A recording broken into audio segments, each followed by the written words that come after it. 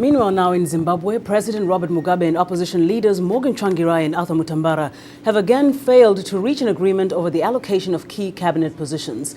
The Southern African Development Community convened the meeting Monday over fears that a power-sharing deal signed September 15th was at risk of unraveling. Key regional leaders, including mediator Thabo Mbeki, the former South African president, met with the Zimbabwe political leaders to press them into resolving their differences resulting from a disputed March election.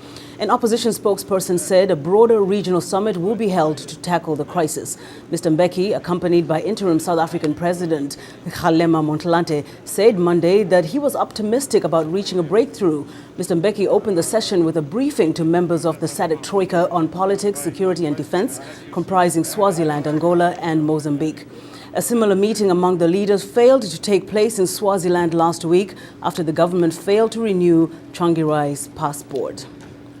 Well, joining us to talk about the power-sharing talks in Zimbabwe is Blessing Zulu of Zimbabwe's service of the Voice of America. Welcome very much, Blessings. My pleasure. Welcome. We're blessed today. Yeah, well, let's spread say the blessings around. Yeah, right. Now, the question is, why have the Zimbabwe power-sharing talks required the intervention of SADC when we thought that mediator Thabo Mbeki had everything in place?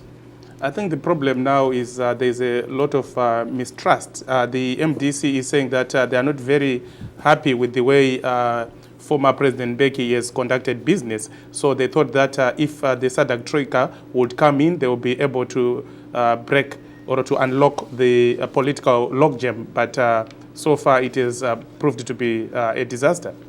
Blessing, do you know the insides of what exactly is causing this lack of progress in these talks? There have been so many meetings that have really resulted in nothing. What is the cause? What is the problem? I think the major crisis is that of mistrust between the players involved, Mr. Mugabe to be precise, and Mr. Tsvangirai. For example, Mr. Tsvangirai, after almost a year, still does not have his passport. Mm-hmm. So essentially he's saying he's a hostage in Zimbabwe. What about these ministerial allocations we keep hearing about? Is that a stumbling block? Yeah, indeed. It is also one of the major problems about this deal because, for example, you have SADC saying that the only sticking point is the Ministry of Home Affairs, which controls the police.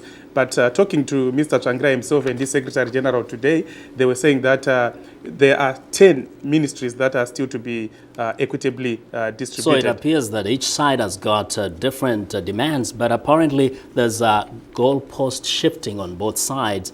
What is it going to take now at the SADC level in order to now streamline things in this deal? I don't know if SADC is going to do this because this has been going on for almost a year now, and some people are even suggesting that whatever SADC is doing is essentially massaging a corpse or putting perfume on a corpse. This thing is dead. Maybe they should take it to the United Nations and the African Union. Or lipstick on a frog, as you always say. But then a very final question, what's happening currently in the country as these talks go on? I think that is the tragedy of Zimbabwe. We have a humanitarian crisis. The United Nations estimates that about 5 million people, which is about half the population, might need food assistance. Inflation is 231 million. You have 120 people who have died as a result of cholera. So I think the humanitarian crisis is worsening by the day. Well, we thank you very much, Blessings, for being with us today. Our thanks to Blessing Zulu of VOA Zimbabwe service for joining us today on In Focus. Now, what we'd like to know is, do you have a comment about any of the stories you see here on In Focus? We'd like to hear from you. Send us an email at africatv@voanews.com.